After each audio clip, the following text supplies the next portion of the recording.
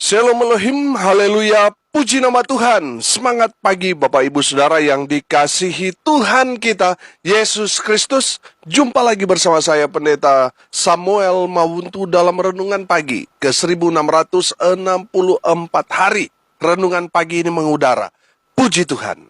Bapak Ibu Saudara yang dikasihi Tuhan, sebelum kita mengawali segala aktivitas kita di pagi hari ini, marilah kita mengawalinya bersama Tuhan dengan mendengarkan firman Tuhan. Sebelum kita membaca, mendengarkan, dan merenungkan firman Tuhan hari ini, mari kita minta pimpinan Roh Kudus. Kita berdoa. Bapa di surga, berbicaralah kepada kami semua. Pakai firman Tuhan ini untuk menegur kami, menasihati kami, menguatkan kami, meneguhkan iman percaya kami, dan menuntun kami, supaya kami terus berjalan di jalan Tuhan yang benar. Dan pakai firman Tuhan ini untuk memberkati kami semua. Di dalam nama Tuhan Yesus, yang adalah firman Allah yang hidup, kami berdoa. Amin. Haleluya. Mari buka Alkitab kita dalam kitab Kejadian pasal 33, ayat 18 sampai ayat 20. Kejadian 33, ayat 18 sampai ayat 20. Demikian firman Tuhan. Dalam perjalanannya dari Padan Aram, sampailah Yakub dengan selamat ke Sikem di tanah Kanaan. Lalu ia berkemah di sebelah timur kota itu. Kemudian dibelinyalah dari anak-anak Hemor, bapa Sikem, sebidang tanah, tempat ia memasang kemahnya dengan harga 100 kesita. Ia mendirikan mesbah di situ dan dinamainya itu Allah Israel ialah Allah. Haleluya. Bapak Ibu Saudara yang diberkati Tuhan, konteks kebenaran firman Tuhan ini ketika Yakub dan keluarganya sudah sampai ke Sikem di tanah Kanaan. Perjalanan yang sangat panjang, saudara, dari Padan Aram. Mereka melewati banyak sekali tantangan, persoalan, pergumulan di sana. Dan pada akhirnya mereka sampai ke tanah Kanaan. Tanah yang diberikan Tuhan kepada Abraham, leluhurnya. Dari kebenaran firman Tuhan ini kita belajar. Ketika kita sudah sampai di tempat tujuan kita, pertanyaannya, apa yang harus kita lakukan? Saudara yang dikasihi Tuhan, perhatikan.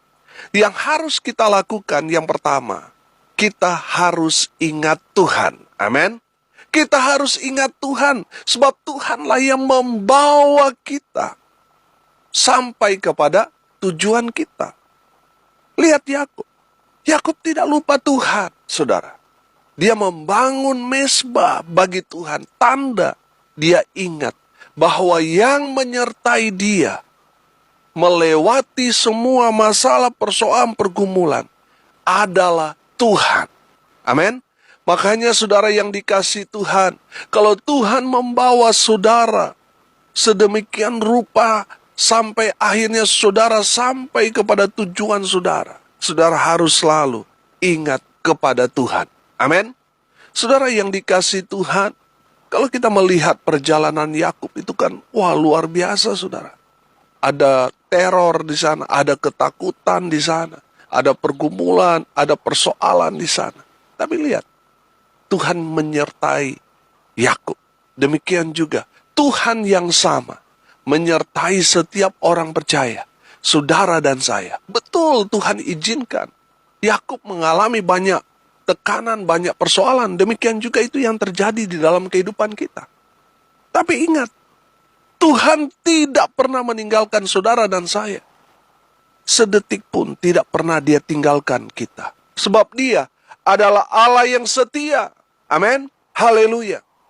Saudara yang dikasihi Tuhan, ada berapa banyak orang setelah dia ada di puncak kejayaannya, setelah dia sampai kepada tujuannya, lupa Tuhan. Saudara yang dikasihi Tuhan, orang yang lupa kepada Tuhan itu ibarat orang yang tidak tahu terima kasih. Kalau saudara pernah mengalami berjumpa dengan orang-orang yang tidak tahu berterima kasih. Saya percaya saudara, ada kekesalan dalam hati saudara, ada kekecewaan, ada kemarahan, betul? Demikian juga Tuhan.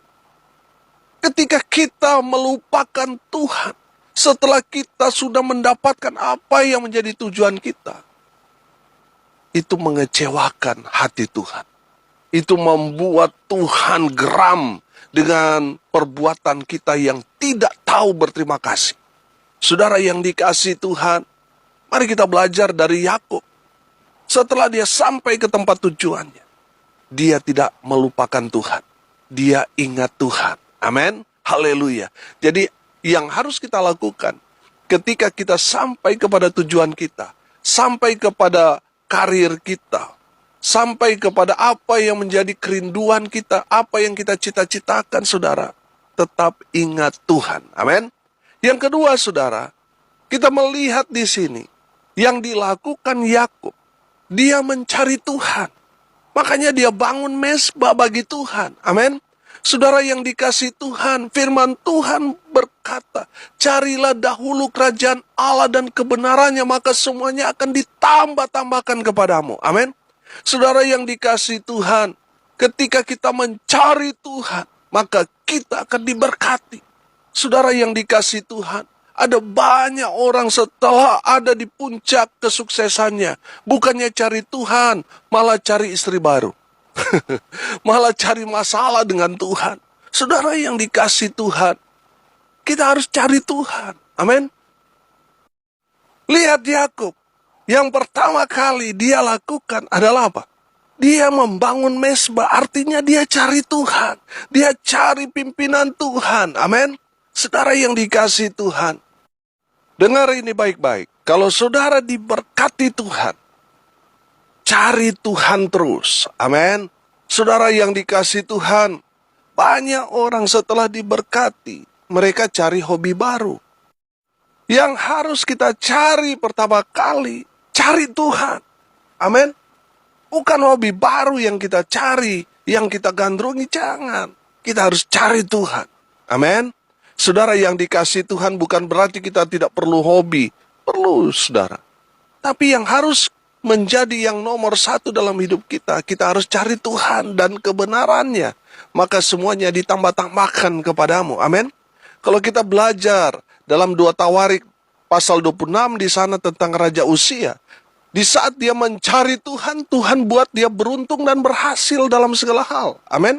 Saudara yang dikasihi Tuhan, kalau saudara mau diberkati Tuhan, beruntung dan berhasil, saudara harus cari Tuhan. Saya selalu katakan, kita cari Tuhan bukan berarti Tuhan kita hilang, bukan. Cari Tuhan di sana yang saya maksudkan adalah cari hadirat Tuhan. Amin. Firman Tuhan berkata, di mana 2-3 orang berkumpul, Tuhan hadir di sana. Amin. Di saat kita berdoa, suami dan istri berdoa, Tuhan hadir di sana. Amin. Mungkin pelayananmu, saudara, mungkin baru beberapa jiwa. Jangan khawatir, saudara. Sebab Tuhan tetap menyertai saudara. Jangan berpikir, oh, Tuhan menyertai pelayanan ini kalau jiwa-jiwanya ratusan atau ribuan. Tidak, saudara. Di mana 2-3 orang berkumpul, Tuhan hadir di tengah-tengah kita. Amin. Dengan demikian kita sudah cari hadirat Tuhan. Di saat kita berdoa, saudara, Tuhan ada di sana. Kita mencari hadirat Tuhan. Kita merasakan dan mengalami Tuhan. Di saat kita beribadah kepada Tuhan. Amin. Saudara yang dikasihi Tuhan, cari Tuhan. Kalau kita tidak cari Tuhan, itu menandakan kita cari-cari masalah dengan Tuhan. Cari Tuhan, supaya terus Tuhan memberkati saudara dan saya. Amin. Haleluya. Yang ketiga, saudara, yang harus kita lakukan, kalau kita sudah sampai kepada tujuan, kita harus memanggil, berseru, berdoa kepada Tuhan. Amin. Haleluya. Saya lihat Yakub. Yang pertama kali dia lakukan apa? Dia membangun mezbah. Dia memanggil nama Tuhan di sana. Makanya firman Tuhan ini berkata, di mezbah itu dinamainya Allah Israel, ialah Elohim, ialah Allah. Haleluya. Bapak Ibu Saudara yang dikasihi Tuhan, saya menangkap di sini. Untuk memanggil nama Tuhan pada saat itu tidak boleh sembarangan, saudara. Hanya dalam konteks ibadah atau hanya diucapkan oleh para imam yang dikhususkan. Atau ketika bangsa Israel ada dalam keadaan terpuruk dan kemudian mereka sadar bertobat, barulah mereka berseru kepada nama Tuhan yang kudus itu. Saudara yang dikasihi Tuhan, perhatikan.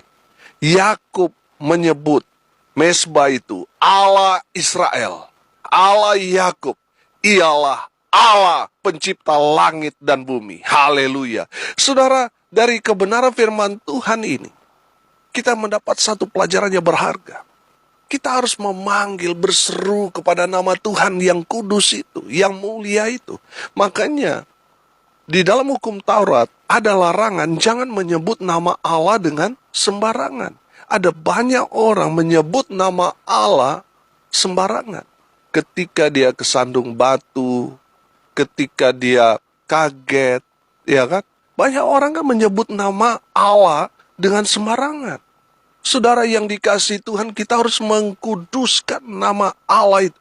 Hanya di saat-saat kita beribadah kepada Tuhan, hanya di saat kita berseru berdoa, baru kita memanggil nama Allah yang Maha Kudus itu. Amin. Saudara yang dikasihi Tuhan, yang pertama kali yang harus kita lakukan ketika kita sudah sampai di tujuan, kita harus memanggil, berseru kepada nama Tuhan yang kita kenal di dalam nama Tuhan Yesus Kristus. Haleluya. Yang keempat, yang harus kita lakukan ketika kita sudah ada di tujuan kita, kita harus beribadah kepada Tuhan. Amin. Saudara yang dikasihi Tuhan, kita harus beribadah kepada Allah yang hidup, Allah yang kita sembah, Allah yang kita muliakan di dalam Kristus Yesus Tuhan. Kepadanya lah kita harus beribadah. Saudara yang dikasihi Tuhan, ibadah itu kan sudah kita tentukan. Hari-hari, jam, dan kita juga mungkin sudah membuat komitmen dengan Tuhan ketika pagi hari, ketika malam hari, dan sebagainya ada ibadah-ibadah. Saudara yang dikasihi Tuhan, mari kita menjalankan itu dengan sukacita, dengan hati yang bersih, tulus. Amin. Saudara yang dikasihi Tuhan, jangan melalaikan itu. Saudara, ada banyak orang ketika mereka sudah ada di puncak kejayaan mereka, mereka sudah lupa beribadah. Ini yang menjadi masalah di kemudian hari dalam hidup mereka. Tuhan mau saudara dan saya, ketika kita sudah diberkati ataupun belum sampai di tempat tujuan, kita terus setia beribadah kepada Tuhan. Amin. Terlebih lagi, kalau kita sudah diberkati, kita harus tetap setia, saudara, beribadah. Jangan waktu susah, banyak waktu dengan Tuhan, banyak waktu untuk beribadah, banyak waktu untuk melayani. Tapi setelah diberkati, sepertinya sudah tidak ada waktu untuk Tuhan. Hati-hati, saudara. Kesibukan kita bisa menjadi perangkap buat kita. Akhirnya apa? Kita tersesat, terhilang, jauh dari hadirat Tuhan. Saudara yang dikasihi Tuhan, kita harus mengatur kesibukan kita. Jangan sampai kesibukan kita justru menghancurkan hubungan kita dengan Tuhan. Kita harus beribadah kepada Tuhan, Allah Israel. Amin. Haleluya. Yang terakhir, yang kelima, apa yang harus kita lakukan ketika kita berada di puncak kesuksesan kita, puncak kejayaan kita, sampai kepada tujuan kita? Yang harus kita lakukan, kita harus memprioritaskan Tuhan. Amin. Prioritas itu kan artinya utamakan Tuhan. Amin. Nomor satukan Tuhan. So, perhatikan Yakub. Yang pertama kali dia bangun, apa? Mesbah. Amin. Saudara yang dikasihi Tuhan, kita harus memprioritaskan Tuhan di atas segalanya. Tuhan kita itu Allah yang cemburu. Ketika kita menomorduakan, menomortigakan Tuhan, Allah itu cemburu. Saudara yang dikasihi Tuhan, kita harus mengasihi Tuhan lebih daripada orang-orang yang kita kasih cintai. Karena Allah kita Allah yang cemburu.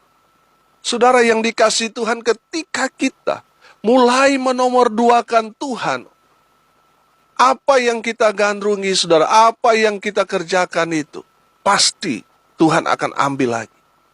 Kalau kita lebih mengasihi kekasih hati kita daripada Tuhan, gara-gara pacar akhirnya apa? Tidak beribadah, saudara.